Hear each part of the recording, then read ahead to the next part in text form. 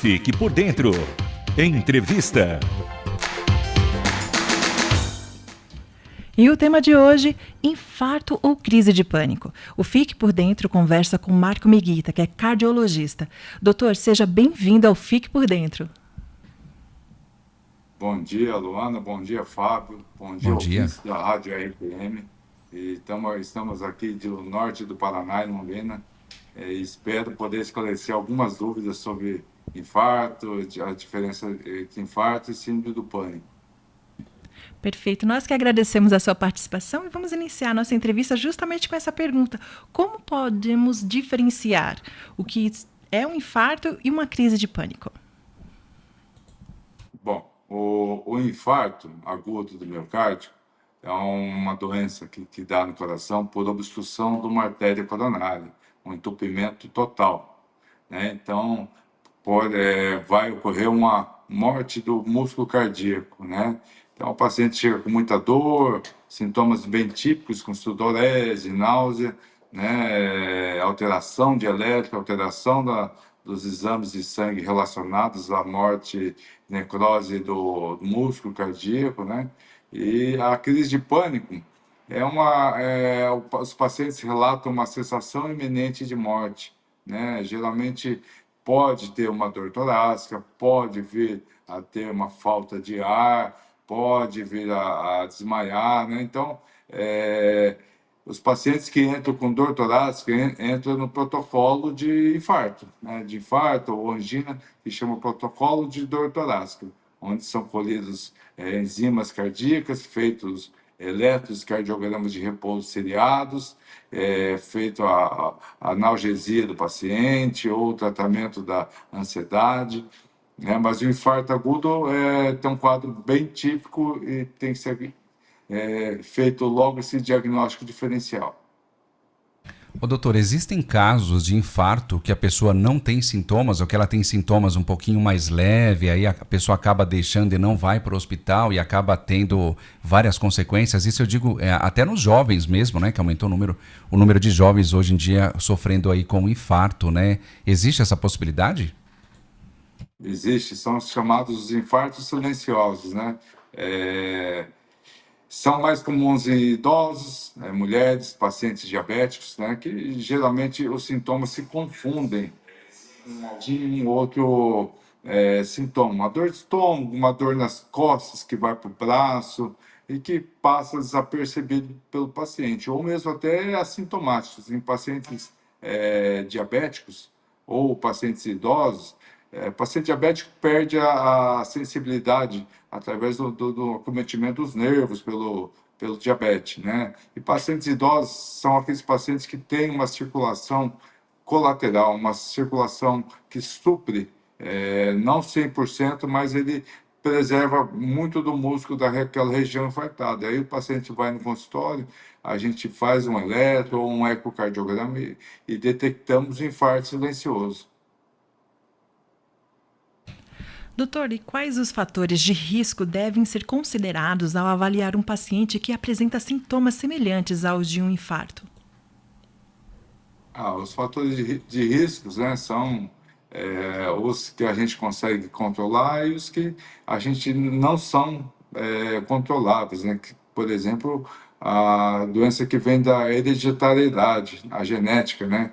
E o sexo masculino tem uma prevalência maior do que o sexo feminino, um homem até os 55 anos e a mulher após 65 anos, né? E os controláveis, como diabetes, hipertensão, obesidade e os pacientes que hoje em dia, né, têm vícios, né, tabagismo e não há hábitos alimentares saudáveis, né, que aí a gente vê o paciente metabólico, né, paciente com glicemia alterada, paciente com colesterol alterado e com aquela gordura abdominal.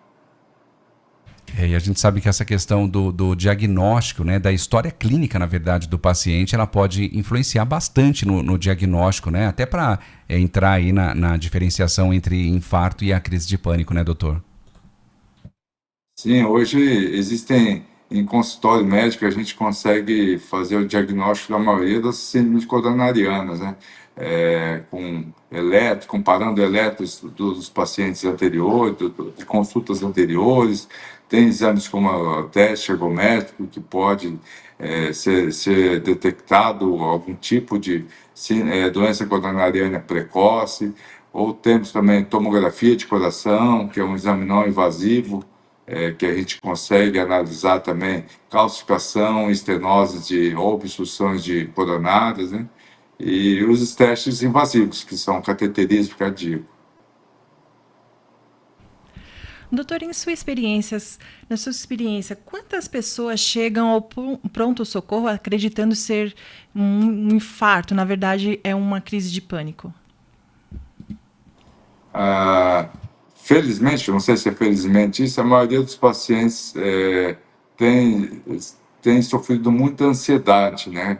Que é uma coisa que se agravou com a pandemia do Covid, e hoje a gente trata muita crise de ansiedade, realmente. Mas os pacientes que chegam com dor torácica devem ser avaliados. A gente nunca deve falar assim, não, colocar que é pânico, não.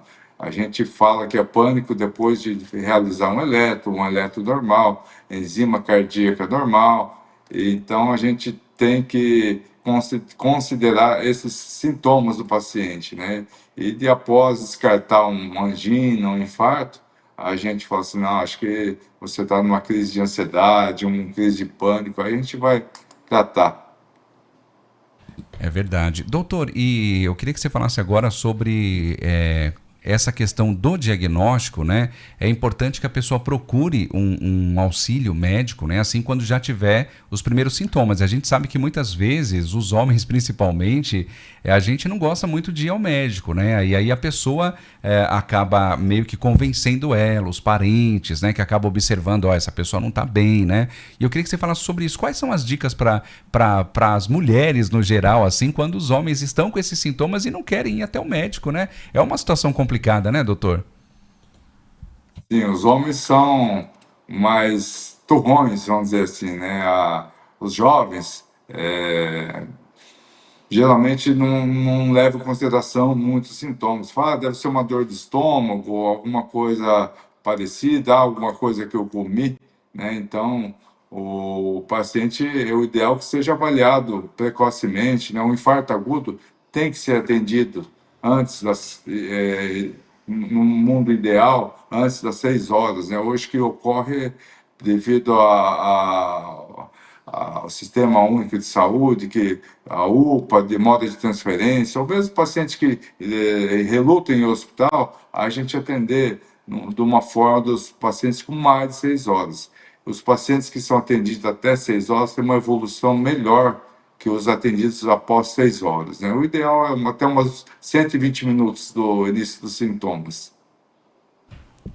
Doutor, estamos com a participação do Adailton da Bahia. Ele está fazendo a seguinte pergunta. Ultimamente tenho visto muitos jovens terem infarto. Isso tem alguma relação com a vacina da Covid? Bom, a vacina do Covid é uma vacina que realmente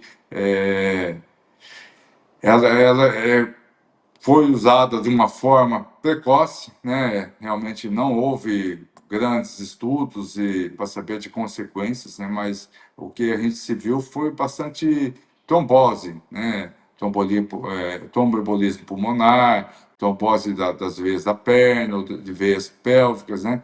Mas, assim, o infarto em jovens sempre existiu, né? O infarto em jovens tem só aqueles pacientes que devem ter alguém na família que já teve uma doença coronariana, como infarto, ou algum parente com ponte de safena, com angioplastia com stent, né? Então, esses pacientes têm uma predisposição maior a ter a doença mais jovens, né? Isso associado ao tabagismo, ao diabetes, então isso vai adiantando vamos dizer assim, vai deixando a doença mais precoce, né? Então, infarto em jovens realmente são coisas mais graves, porque esses pacientes não deram tempo de formar aquela circulação colateral para proteger aquela a região do músculo cardíaco. Então, realmente, um infarto em jovem, ele muitas das vezes traz mais consequências que um infarto no idoso. Então, isso é uma coisa que as pessoas acabam tendo isso como novidade, porque a gente imagina ao contrário, né? Falar, jovem é mais forte, então no caso do infarto, o jovem, a chance dele sobreviver é maior. E é ao contrário, né, doutor? E os números são assim, a diferença, né, da questão de sobrevivência de um jovem e de um idoso é muito grande. Isso porque digamos que o coração do adulto ou do idoso, ele já está mais forte? Como é que funciona? Qual a explicação para isso? A doença coronariana é uma doença crônica, né? O infarto e a angina é uma agudização de uma doença crônica, né? Então, o idoso, às vezes, vai acumulando essa gordurinha no coração aos poucos e aí vai se criando uma proteção. O músculo cardíaco é um músculo que a gente diz que é inteligente. Então, quando ele tem falta de suprimento, falta de sangue, ele vai batendo menos, né? Então, é de uma forma que ele se protege. E aí, a hora que a gente vai à necessidade de fazer angioplastia, não no infarto agudo, esse músculo pode vir a voltar a ter uma contração normal. Então, assim, o importante é sempre estarem com os exames em dias, a detecção da doença coronariana tem que ser feita, realizada no consultório de uma forma precoce, antes de darem os sintomas ou essa agudização da doença crônica. Doutor, e como o estresse e a ansiedade podem afetar a saúde do coração e aumentar o risco de infarto? Nós vemos que, em alguns casos, em crises de ansiedade, as pessoas chegam a ter a pressão arterial dela aumenta, né? Ela tem a pressão elevada e ela faz uso de medicamentos para a questão dessa pressão. Essa pessoa ela pode desenvolver doenças relacionadas a infartos? Sim, a hipertensão é um fator de risco para a doença coronariana, né? Então, assim, a pressão descontrolada, ela realmente é um fator de risco, ela aumenta o trabalho do coração e num caso do paciente ter alguma obstrução prévia no coração, você pode colocar esse músculo em sofrimento, né? Então, assim, a pressão aumenta da mesma forma que aumenta a frequência cardíaca. Num paciente com infarto agudo, a gente quer diminuir a frequência cardíaca, quer deixar o paciente confortável, com menos dor, para que esse coração se preserve. Então, assim, essas crises de ansiedade também não fazem bem ao coração.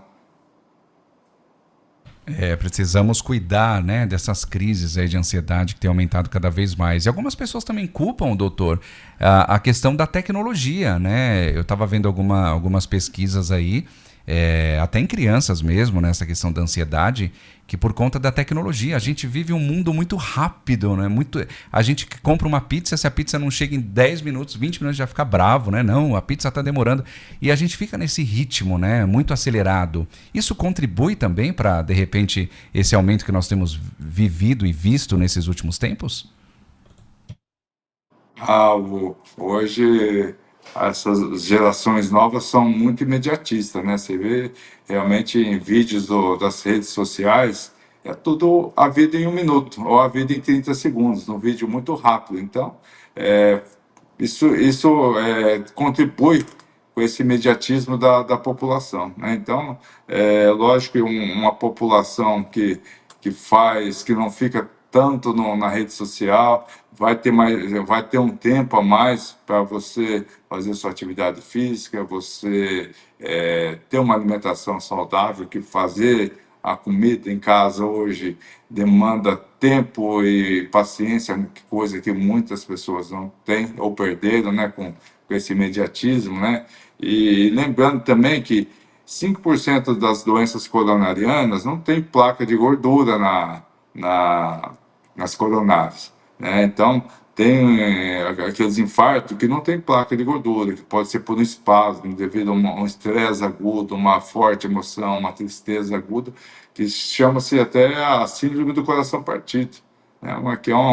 Você escuta, ela fala, teve num velório, a esposa estava velando o marido e teve um infarto. Então, às vezes você escuta isso aí e alguns pacientes não têm doença coronariana, 5% não têm obstrução de coronária, mas devido à grande emoção ou um estresse muito forte, pode vir a desenvolver um infarto também.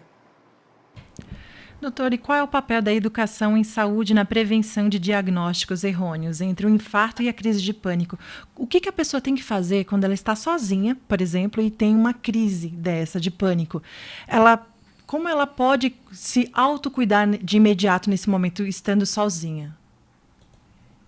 O paciente é uma dor no coração do infarto, é uma dor espalmada. Você põe a dor que é espalmada e ela não vai passar, não vai melhorar com nada, a não ser que esse vaso, essa artéria abra de novo, espontaneamente, que pode ocorrer.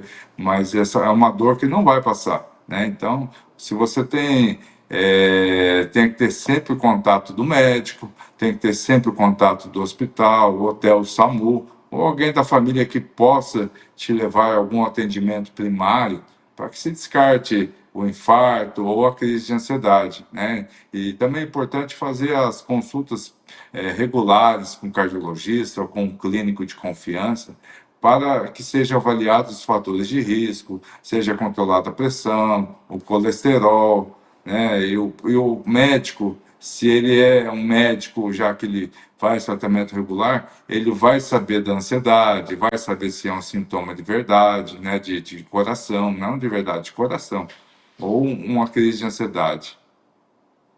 Ô, doutor, eu estava lembrando aqui agora que o meu pai, ele foi taxista há 42 anos, né, num shopping aqui de São Paulo, na Zona Leste. E ele, na Radial Leste, você não está aqui em São Paulo, mas nós temos uma avenida famosa aqui na Zona Leste que chama Radial Leste. E ele infartou na Radial Leste. E ele conseguiu chegar até o ponto dele. E aí ele comentou com os colegas, né, que estavam infartando, e o pessoal já levou ele rapidamente pro hospital. Mas a gente até achou assim, um milagre mesmo, né, ele ter conseguido chegar até o ponto com aquela dor no peito, com toda essa sensação que a gente está falando hoje aqui no programa, que é muito complicada, né? E ele conseguiu chegar até lá, recebeu atendimento médico, depois teve que operar também, mas ficou bem, depois acabou que faleceu por outro motivo, não foi por conta do infarto, né? Mas aí a gente volta nessa questão, né, da importância da prevenção, e aí eu entro na questão da alimentação. Existe alguma coisa já comprovada que faz bem para o coração que a gente deve consumir? Olha, a alimentação, um alimento não existe, né? Existe um hábito de uma boa alimentação, né? Você tem que controlar de uma forma inteligente, que eu digo, que você faça uma dieta que não seja 100%, não pode ser nada muito radical que ninguém vai conseguir seguir. Então, que 80% das refeições seja realizada de forma saudável, uma comida de verdade, né? Hoje temos muita comida industrializada, ricas em sódio, gordura trans, né? E muito açúcar também, né? Então, assim, um equilíbrio é o que melhor há na vida. Doutor, estamos com mais uma participação agora da Tásia de Parnamirim. Ela está contando o relato que ela passou. Meu esposo passou aproximadamente 12 horas sentindo náuseas, dores no peito e fraqueza extrema. Foi ao hospital, passou 6 horas lá, saiu com dipirona, foi receitado dipirona, né? À noite, fomos a outro hospital. Na triagem, teve classificação de menor gravidade. Após exames, ficou constatado infarto. Às pressas, foi improvisada uma UTI. E ela está questionando o que leva essa demora no diagnóstico, né? O que faltou para um diagnóstico correto e urgente, né? Preciso. Eu acho que deve ter sido um equívoco de atendimento, né? Porque se ele estava com infarto lá depois, precisou de uma UTI, então ele já realmente ele já devia estar com algum sintoma de coronariopatia, né? Então, hoje a gente tem médico mais importante era que dava o primeiro atendimento do pronto-socorro. E, assim, muitos desses hospitais, cidades menores, não sei se tem um eletro, mas hoje tem a telemedicina, que o eletro vem até com laudo, ou às vezes até um cardiologista liga para falar, você está com infarto, tem alteração, está com bloqueio no coração. Então, assim, é difícil a gente falar de fora, mas pode ter sido um diagnóstico equivocado no primeiro atendimento. E nós falamos da alimentação, a importância da alimentação, e eu queria que você falasse também agora sobre a questão da atividade física, né? Da pessoa descobrir aí algum exercício, alguma atividade algum esporte que ela goste, né? A pessoa vai ter muitos benefícios também, né, doutor? Uma atividade física também tem que fazer parte da vida. A gente sempre recomenda atividade física, né? Mas o que a gente fala e programa para o paciente é uma atividade física regular e controlada. Assim, hoje a gente vê muita gente fazendo maratona, ultramaratona, sem acompanhamento, sem nenhuma orientação, né?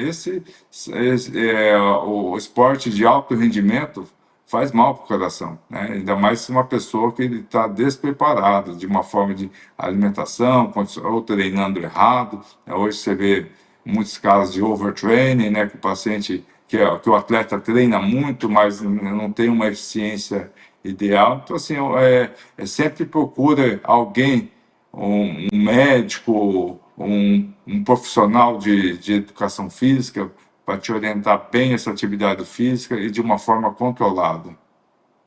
E fazer alguma coisa que goste, né? Porque começar uma atividade física a partir dos 30, 40 anos, uma coisa que você nunca fez, vai ser difícil a manutenção. É verdade. Verdade. Doutor, ficaríamos horas aqui conversando sobre esse tema que é tão importante, mas infelizmente nosso programa está chegando ao final. Mas antes, gostaríamos de abrir espaço para que o senhor divulgasse suas redes de contatos. Eu tenho um Instagram profissional, que é o Dr. Marco _Miguita no Instagram, né? Me sigam lá, que eu estou sempre colocando alguma novidade, alguma dúvida de pacientes ou de amigos, postando um pouquinho do meu dia a dia também, né? Que o médico tem o dia a dia, tem sua família, o meu fim de semana, então, a minha atividade física, então a gente posta um pouquinho de tudo lá. Muito obrigado pelo convite, Luana e Fábio, e Rádio Transmundial, sempre à disposição de vocês quando houver espaço. A gente que agradece. E o tema de hoje foi infarto ou crise de pânico? A entrevista foi com Marco Miguita, que é cardiologista. Doutor, mais uma vez, muito obrigada pela sua participação. Até uma próxima. Até mais. Um bom fim de semana a todos. Tchau, tchau. Tchau, tchau. Fique por dentro de segunda a sexta-feira, das 8 às 9 horas da manhã. Curta e compartilhe essa entrevista que foi muito importante e necessária, né? até mais.